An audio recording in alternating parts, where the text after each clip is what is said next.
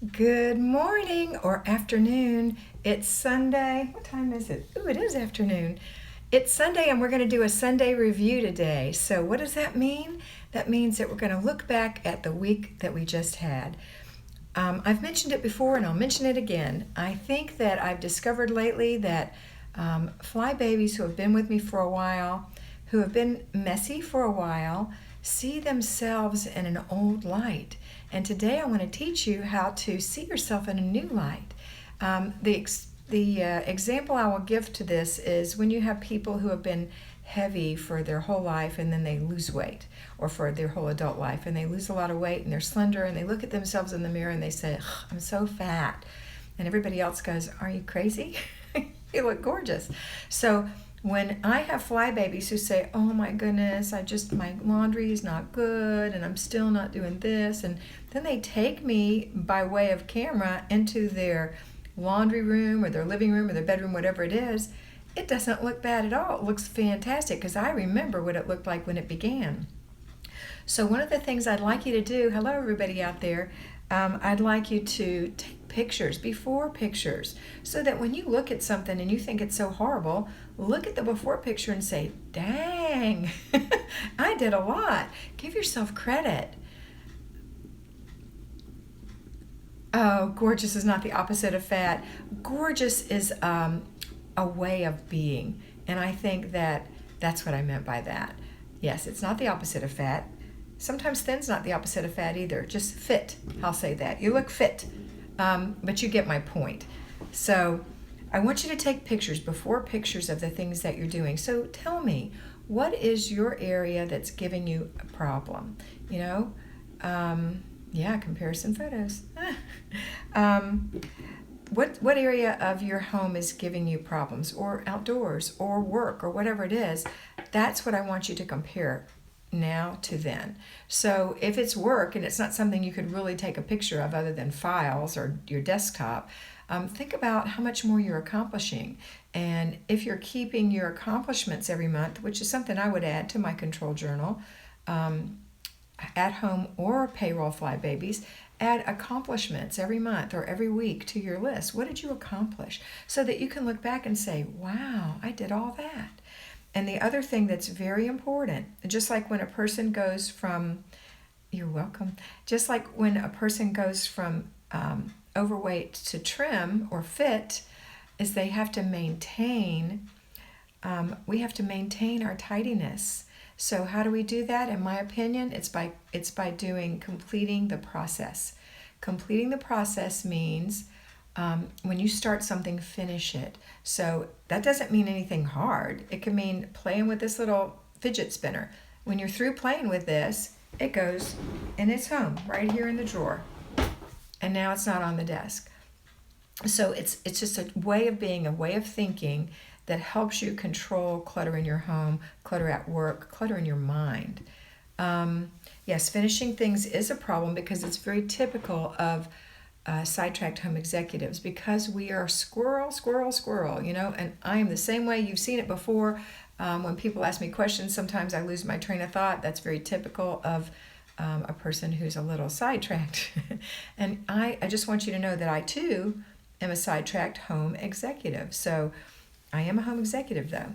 I love that. The sidetrack part, I'm really conquering that by continuing to form habits. And see, when you have a habit, you don't have to really think about it. Like when you flush the toilet, you don't really have to think, should I flush the toilet? Would it be a good time to do that? Should I just wait till later?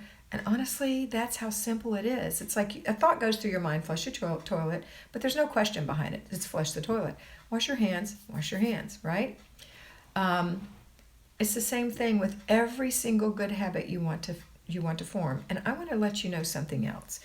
Your tidy versus my tidy versus the next door neighbor's tidy or organized will look different, because it's got to be organized enough for you to make you happy.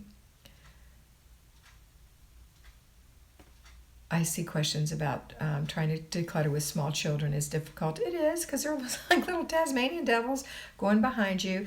I don't know if you got a chance to look at the video that I linked to my yesterday's live talk, which was crisis cleaning, but I linked a video.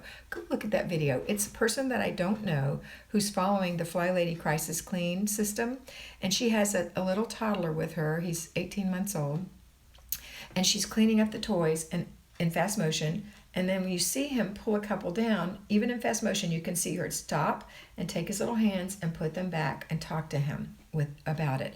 So it's constantly training your children in the way that they should go, and that means that you have to have the time to do it. If you don't get yourself ready first in the morning, that is the number one stumbling block. Get yourself ready before everyone else. Complete your processes so that you can help them complete theirs. Again, I compare it to being a traffic cop in the middle of a four-way intersection when the light goes out. And you've seen them recorded before. You've seen the happy traffic cop, you go, yes, yes, yes. And then you've seen the crappy traffic cop. It's like, stop, stop, stop. You know, we've all been there and seen those kind of cops with an attitude, and then the great cops who are just like enjoying their job. And see, when you aren't enjoying your job as a homemaker, as a mother, then that is the same kind of thing that you're portraying to your children. But if you can get yourself done first, if you can get your morning routine done before your children get up, which it generally means getting up a half hour before the main flow of the family, and getting yourself ready and taking care of yourself, so that when the children get up, you are free to help them, to guide them. And over again, they will learn. Just like you taught them to flush the toilet and wash their hands, or maybe teaching them to flush the toilet and wash their hands, it's the same thing with every single thing. The goal is to raise a productive, wonderful citizen, friend, neighbor, parent. That's what you're doing. You're raising an adult who is ready to think for themselves and take care of themselves so that they are not dependent on other people. And that starts by training in little tiny steps along the way, so that when they graduate from high school and they're ready for college, they don't only have a driver's license, but they know how to grocery shop.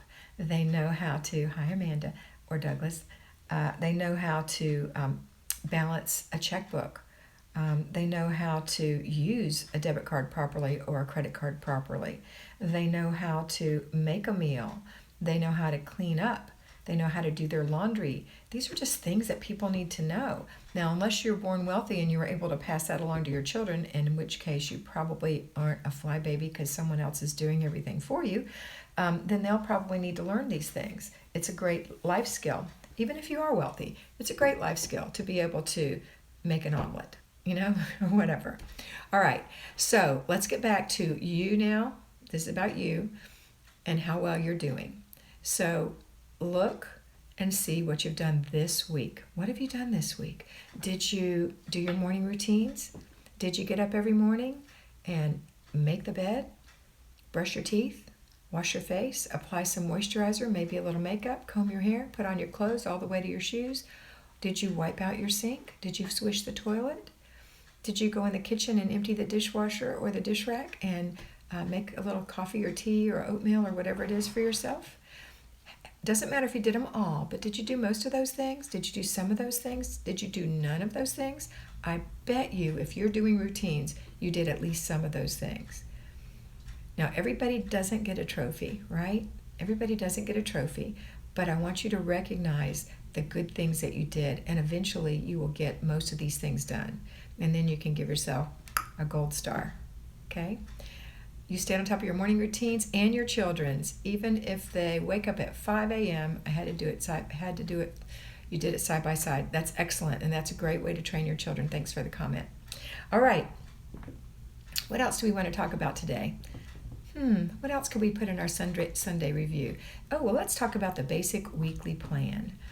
Basic weekly plan is just a schedule for things that everybody does anyway. Most of these things, not all, but most of these things. So there's 7 days in the week. On Monday, it's the weekly home blessing hour. It takes 1 hour, and it's like stripping your bed and washing your sheets. People do that anyway. Hi, Shay. And So if you do it every week, though, every week, and it's a habit, you won't be getting into a bed that's all yucky. Sometimes it just feels, I need clean sheets. These don't feel fresh. And the reason they're not fresh, even if you take a bath every night, is you are shedding skin cells. You are, I know this sounds gross, but it's true. You might be drooling a little bit. Your eyes might be watering a little bit. Your hair might need to be washed. And so your pillowcase is getting grungy. And maybe you didn't have the cleanest feet when you got in bed, even though you took a shower that night. You ran outside in your bare feet or whatever. After a while, that bed needs to be changed. And if you do it every week, you never have to worry about it feeling that way. It'll always be clean and nice. And then another thing that we do in our basic weekly plan for weekly home blessing hours, we dust every week. So I have people say, well, it wasn't dusty, so I didn't dust it. Well, that's not the point. Just like they don't swish their toilet because it's not dirty. That's not the point. The point is do it every day. It takes a few seconds and it will never be dirty. That's the point. When you go into a professional building, they have people who clean the toilets every day, so they'll never be dirty. That's the point, right? In schools, they do the same thing. I'll see you later, Janet. So the point is you want to do it every day because it's a teeny little habit, and you won't have to think about it. And when you get ready to clean your bathroom, if the toilet and the sink have been cleaned every single day, there's hardly anything left to do. You have to mop in there and occasionally clean the bathtub or the shower. And I do recommend that you wipe those out when you get out. How do you think clean home is correlated to lower stress levels? I dust every day. Okay, some of this is fading away before I can read it. I'm sorry. Yeah, I think a tidy home leads to more peace in the home. And that's the one thing that we do talk about is when you do this for yourself, you'll feel more peaceful. And that's what we want for you. Flylady, fly is the synonym FLY for finally loving yourself. So when you have a tidy home, you will feel more peaceful. Even if you've just cleaned the bathroom, let's say you did a deep clean of the bathroom and the rest of the house is just, and you're overwhelmed, if you step into the bathroom, you'll feel, or if you step outside, it's like, right? So that's an indication that having a tidy place leaves you peaceful. Let me compare it to nature. When you stand on the side of a mountain and you look out over the valley and you see that big expanse and maybe some mountains in the distance, the first thing you do generally is, that's so beautiful, right? Or if you're laying on your back and you're looking up at the stars and the big expanse of the sky, everybody takes a deep breath. Because these open spaces of organization, somehow we're programmed to appreciate that. So in our home, we want some open spaces. And I've said it before, but I'll say it again. If you've ever been to a nicer hotel and you open the door and you look in there and it's well appointed and it's spacious and you go, oh, that's so pretty. Then you get in there, open your suitcases, throw everything all over the place. The kids are jumping on the bed. The beds aren't made anymore. It's like, come on, let's get out of here, right? Because it starts to close in on you. I know other fly babies who have two homes, maybe a lake home and their regular home. And their lake home is appointed with exactly what they need to live there on the weekend. And the other house has all their junk. And they can't wait to go to the lake home because they have such a good time with less stuff. So think about that when you're decluttering. How much stuff do you really need? Is it really necessary for you to have that? Okay, but I want to get back to the week in review. So on the basic weekly plan and the weekly home blessing hour, the dusting is really quick. The wiping the mirrors is really quick. It's just getting spots off the mirror, because the difference between a spotted up mirror,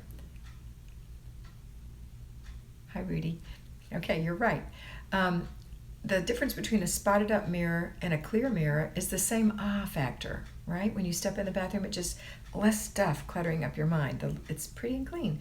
Doesn't mean you're cleaning the whole mirror. You're just cleaning little spots, All right, and then the next thing would be to clean the floors. When you look around and you have dust and hair and paper and, whatever else.